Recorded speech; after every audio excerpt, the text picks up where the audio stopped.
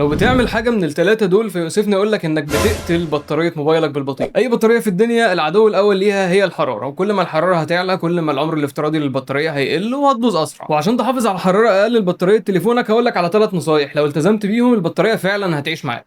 خصوصا اخر نصيحه، رقم واحد، حاول دايما ان بطاريه تليفونك ما تنزلش عن ال 20%، لانها كل ما بتفضى كل ما بتكون منهكه اكتر وبالتالي حرارتها بتعلى، واظن كلنا بنلاحظ ده. فيستحسن مجرد ما تلاقي موبايلك وصل 30% دور على شاحن او باور بانك واديله شويه بنزين. رقم اتنين، ما تملاش بطاريه الموبايل على الاخر كل يوم. على قد ما تقدر ما تسيبش البطاريه تتملي اكتر من 80%، لان كل ما البطاريه بتتملي اكتر كل ما حرارتها بتعلى، وده زي ما اتفقنا بيقلل عمرها الافتراضي. عشان كده هتلاقي في اغلب الموبايلات الحديثه اوبشن بيبقى موجود في اعدادات البطاريه، لو شغلته والموبايل بيجي عند 80% ويوقف شحن حتى لو فضلت سايبه على الشاحن. هتقول لي طب ما انا كده هضطر احط الموبايل على الشاحن اكتر من مره في اليوم، هو ده كده مش هيضر بالبطاريه؟ الاجابه المختصره هنا هي لا.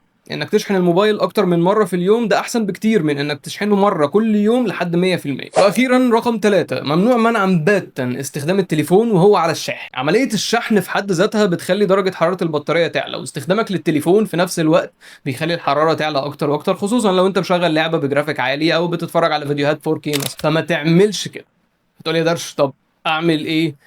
اعمل لايك، اعمل سبسكرايب، واكتب لي في الكومنتات موبايلك بقاله معاك قد ايه وهيلث بطاريته كام في المية. خلينا نشوف مين اكتر واحد محافظ على بطارية تليفونه.